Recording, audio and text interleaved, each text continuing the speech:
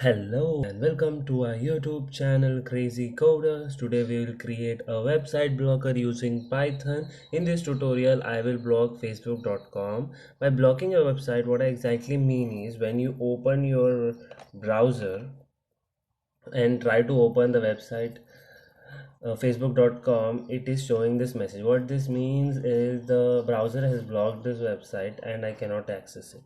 So I've done this by using a Python script. Let me tell you how. For that, let's start coding.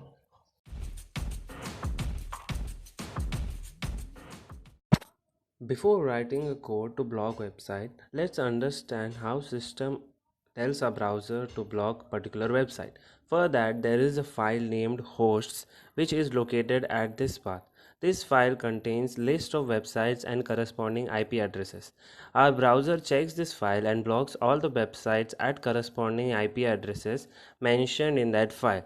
We have to just write a code to update the list of websites and IP addresses in that file, but the default security settings of the file is that only administrator can change.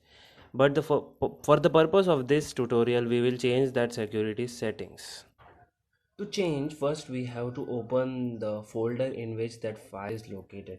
For that, let's first press Windows and R. We'll get a dialog box like this. Then paste the path here. Then click OK. So yeah, we have opened that folder. This is the file I was talking about.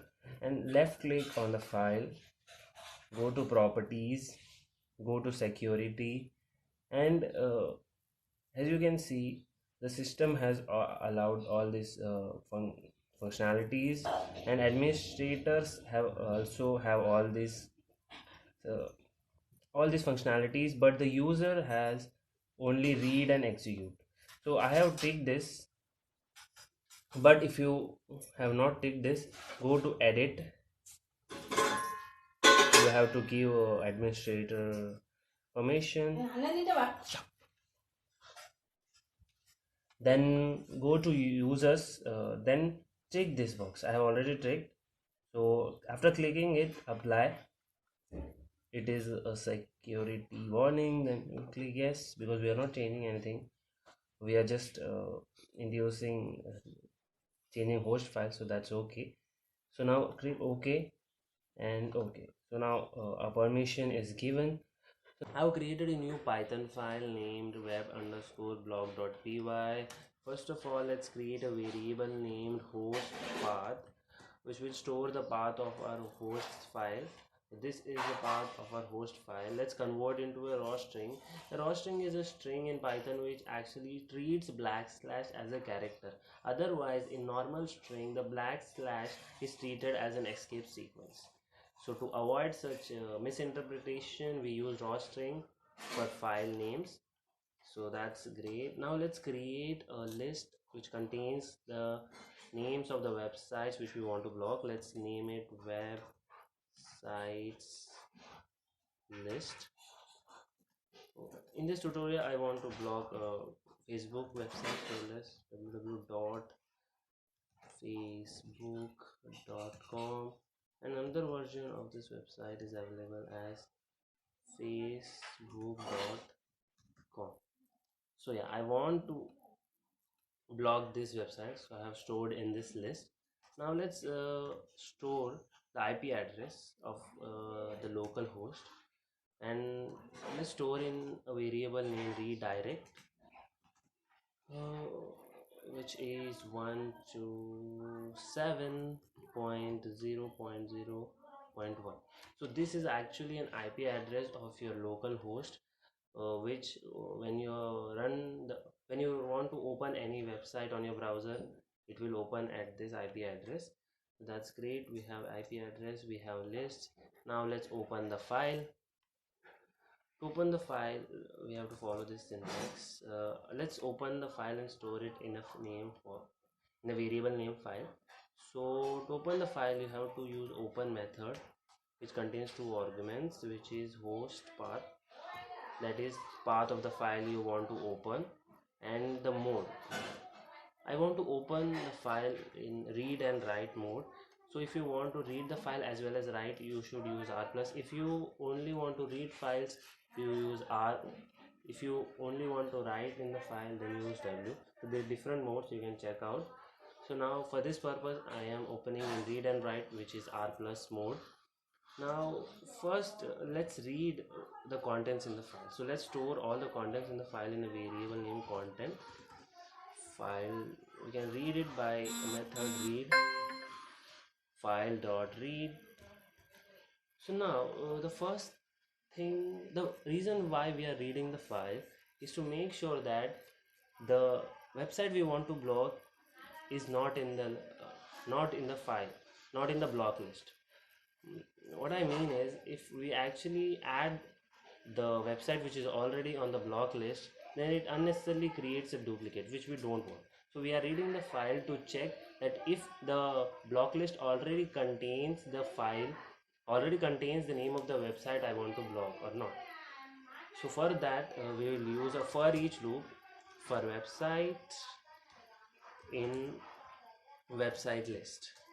So this is a for each loop. Actually website will store the one of the element in the website list for each iteration. So like in the first iteration it will store the value of the first element, in the second iteration it will store the value of second element, in the third iteration if it would be choosing third element. So that's great. This is called for each loop. So now if we have to check if website in content, so if website is already in content, then don't do anything, just pass. But if the website we want to block is not in the block list, the website we want to block is not already in the file, then let's write. So for that, let's include that in file. For that we will use the file dot write. We will use a write method. So the syntax to add is, first we have to add the IP address, then we should give a space, then we should again write the name of the website, which is website in our case, and then again we have to add an escape sequence so that cursor moves to the next line. So slash n is an escape sequence which moves the cursor to next line. So whenever again we write, it will be written on a new line. So that's good. Now actually our program has been completed. We are checking that if our website we want to block is already in the file or not. If not, then write include it. That's great. But when we are dealing with the files of administrator, we have to give enough time for the system to update in that file. For that we will use we have to delay the exit of this program. For that we will use a method named sleep, which is in the time module. So let's import it. Import time. So what we will do is, let's call that function.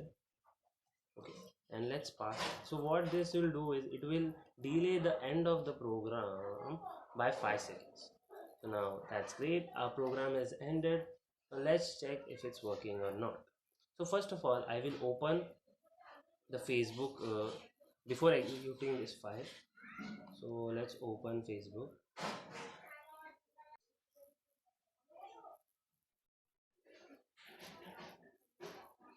Okay, let's try to open Facebook.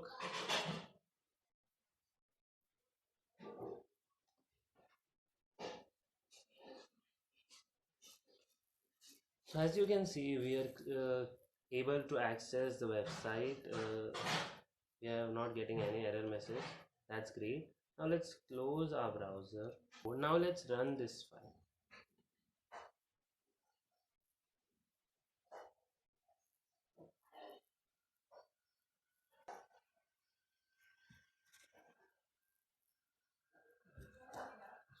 So the program has successfully run.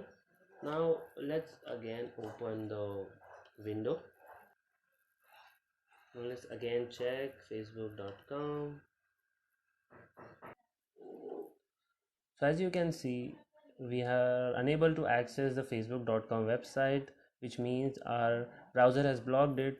That means our code has executed it perfectly. If you want to unblock the website you blocked, just go to the file I previously mentioned, that is press Windows R, and copy paste the path here, path of the folder, then enter OK, and open the host file in notepad. And just as you can see, our code has populated with these two lines. Just remove it and save, and that's great. Let's close. Now when you go to the browser and click refresh, yeah, you will be able to access it. That's it from this video. Thank you for watching. We will catch you up in the next one.